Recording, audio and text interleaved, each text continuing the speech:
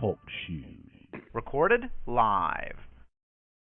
What is up, everybody? Welcome to Travis and Vic's Drunken Horror Adventures. I'm Travis, joined by a exhausted, beat down, but here, Vic. What's up, buddy?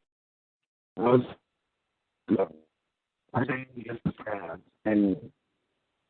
Vic shows up as a robot tonight. That was nice of him to be part cyborg for the show. So, good of him to do that. That's what happens when you're a fucking E-Town. My assumption, am I wrong? Yeah, that's probably 100% correct. Goddamn middle of nowhere. So, earlier today, I listened to our show from Sleepaway Camp last year, and it's kind of funny because this is like the precursor to me getting sick, and you were already dying on the show. I mean, you were fucking on your deathbed at the time. I don't know how many more shows you did before we went on hiatus. Only a couple, I think, because by the end of June, we took a break. Yeah, I don't even know. Like, that might have been my last show. Oh, yeah, it might have been. I wouldn't be surprised. I know the Ramirez show, I came on briefly, and then I disappeared. I left early because I wasn't feeling well, and there you go. It went from there, and that was at the end of June. So, well, we're doing better this year, this time around, too, and we're talking about Sleepaway Camp 2 tonight, and I'm pretty fucking excited to talk about Sleepaway Camp 2, Vic. Last year, whenever we watched Sleepaway Camp for the show, I watched all three of the, I think I watched all four of the movies, because I've got all of them. And I watched Sleepaway Camp 2 several times, and watched it again, today, like 3 or 4 times with commentary, without, all that shit. So I'm pretty excited to talk about it. I know you're a huge fan of the series, but, we'll see how each episode stacks up, just to throw it out there. If you haven't heard Sleepaway Camp, it's on Spreaker. We uploaded it to Filling the Void. And just to cut to the chase here, we both gave it 4 out of 4. Vic gave it 4 out of 4 chainsaws. I gave it 4 out of 4 machetes. So strong feelings about Sleepaway Camp, and we're kind of we head from Sleepaway Camp to Sleepaway Camp 2, Unhappy Campers, in 1988. Now, Sleepaway Camp took place in 1983, so we got a sequel 5 years later, Vic. Yes, we did. And, I mean, I think they came correct with the sequel. We'll see what you think about it, and we'll go from there. But, I mean, 5 years was it's a decent little time frame. Yep, 5-year frame, and this is when they were they were turning out sequels like every year. So for a 5-year wait, it just kind of shows you that this was, Sleepaway Camp did have a following. Like The Burning didn't get a sequel. We talked about that last year. The Prowler didn't get a sequel, not that it had possibly had one, or even The Burning. I don't know how the hell you would have had a sequel, either one of them. But point is, you had Slumber Party Massacre sequels, all sorts of shit like that. And, the closest comparison I can draw this to before we even get started is that I would call this a, okay, so you've got Texas Chainsaw Massacre from 1974, Vic, right? And, yes. It was a slasher. Just there's a little bit of dark humor in it, but it was mainly just a slasher. Then, several years later, we get Texas Chainsaw Massacre 2. It's no longer just a slasher, now it's a dark comedy. And I think that's what we get here. And I was actually thinking, like, with the time frame between the sequel, Chainsaw came out, Chainsaw 2 came out in 86, you know what I'm saying? So that's a big difference in that one. So, yeah, absolutely. Well, when you look at the what this movie's filed under on IMDb, it's filed under comedy and horror. So, obviously what I'm saying is accurate. And, when you listen to the commentary, they said they weren't interested in doing a sequel in the same vein of the original. They wanted to go in this direction. And we'll see if it pays off or not. So this movie came out August 26, 1988. I was a young fella. I was 6. Vic was 8. So showing our age here now, because this movie's fucking old now to a lot of people. To us, 1988 doesn't seem that long ago. I got my first baseball card in 1988.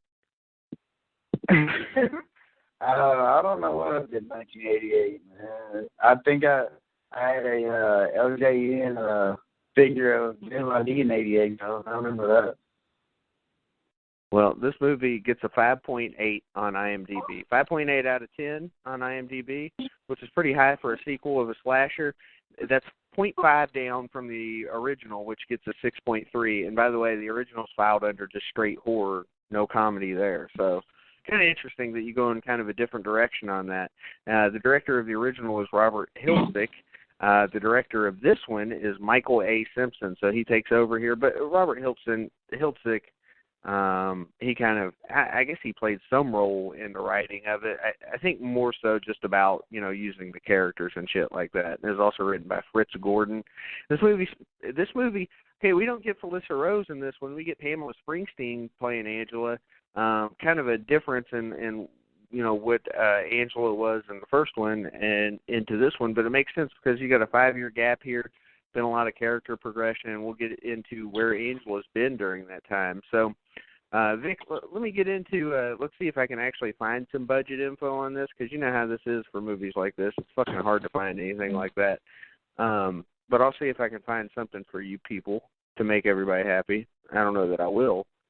And let's see. Well, I got a release date. No, you ain't going to get a fucking box office or a filming date or any of that bullshit. So August 26, 1988, that's what you get from me.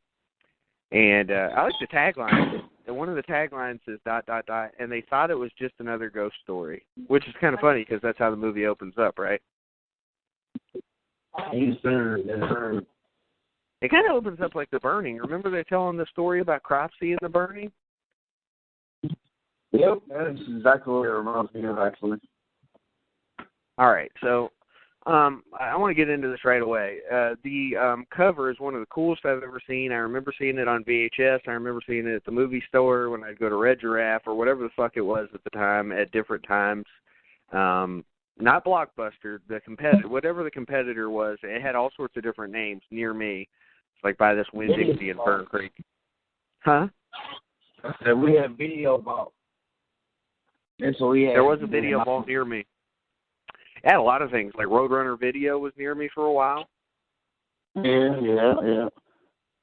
So a lot of cool stuff there. But all right. So this box, I remember it.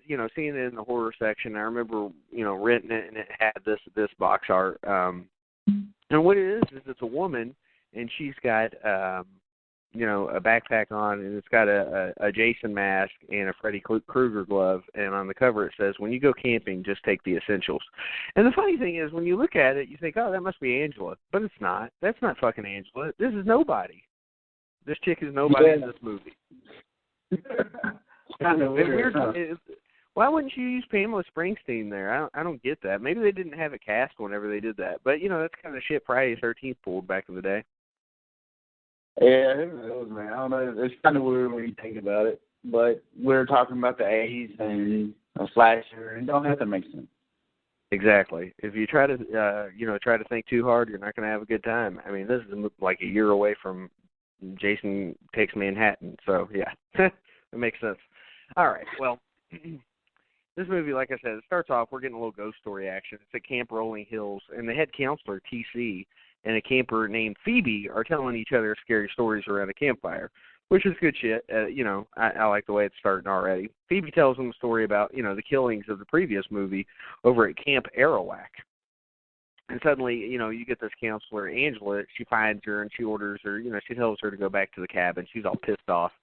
And Phoebe and Angela, they start arguing about, her sneaking away from the cabin to hang out with the boys. And Angela tells her to go home. Phoebe's all pissed off, so she runs off into the woods. Phoebe's stupid because she gets lost, just like a fucking Friday the 13th movie. How many chicks get lost in these movies, in Friday the 13th movies? Now we've got it in Sleepaway Camp, too. I mean, it happened in the 80s. It's okay. Yeah. It's not like we're talking about smart characters, so, So, yeah. Phoebe, while she's lost, she starts calling for Angela. And Angela pops up from behind her and hits her in the head with a fucking log. This is kind of a fake-looking scene. She hit her with the log, and the blood just came out. And I don't know how to explain it. The effects just didn't look good on this part of it. It was nice that we got some blood here, because if you recall, when we talked about Sleepaway Camp was very light on the blood, but awesome on the kills, remember? Yeah, oh yes, oh yes. But it was cool, man. So she hits her with a log, knocks her out, or kills her. She hit her hard enough to kill her, I'd say, because all that fucking blood came gushing out. And then Angela cuts out her tongue, saying that, and here's what you get for using horrible language and having a filthy mouth. Angela is kind of like, how do I explain it? Angela's a lot like her aunt was in the original movie. Remember how that fucking crazy bitch was? That's kind of Angela in this movie, is it not? It really is, yeah. I love it. So, Vic, just to throw out a little trivia, and I'm sure you may already know this, Pamela Springsteen's actually Bruce Springsteen's sister. True story. Interesting. Yeah. When I was looking to contact her, I was like, what the fuck?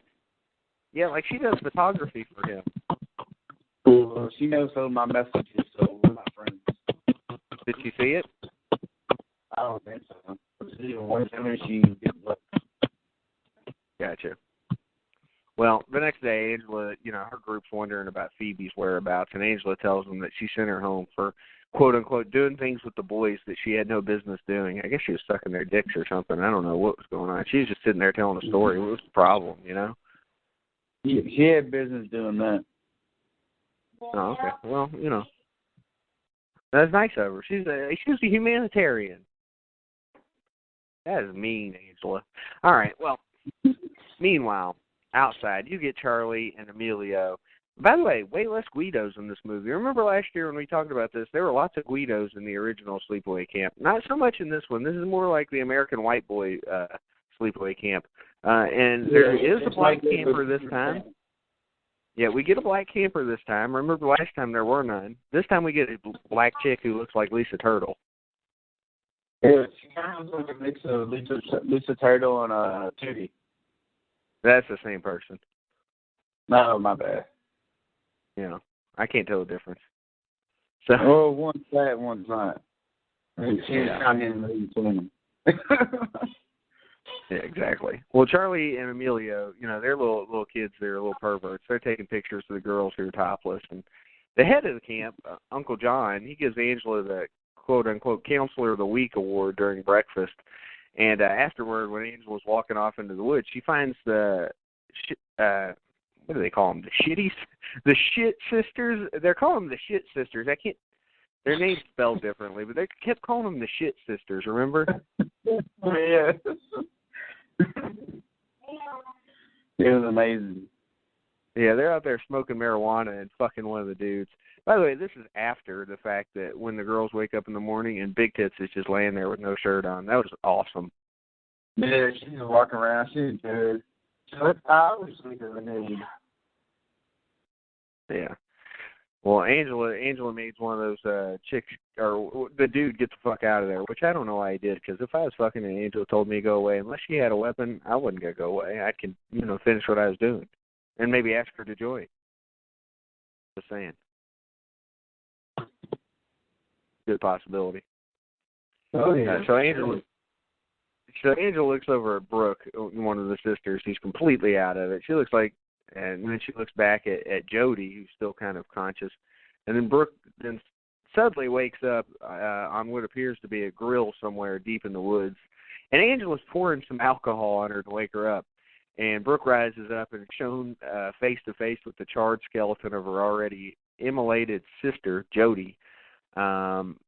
Angela then pours gasoline all over her body and says, "Let this be a lesson to you. Say no to drugs." And she burns her alive. I guess it is a lesson to her, but I don't know that it's really going to help her progress in life. Just a thought. I mean, she progressed from a live human to a burned skeleton, I guess. This charred skeleton apparently gets used in Sleepaway Camp 3.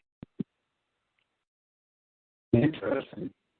So we'll see it make a cameo in the next one next year when we talk about this movie. So, strap in. It's going to be fucking exciting. We got 2 more years of Sleepaway Camp, right? That makes me excited. As it should. Well, we go to nighttime, and that night the boys, this fucking scene, it's so corny, but it's also awesome. And the boys throw a panty raid. Ain't nobody here but us monsters. Any raid! And they all start going fucking crazy and still in the girls' underwear and bras. And then Angela comes in and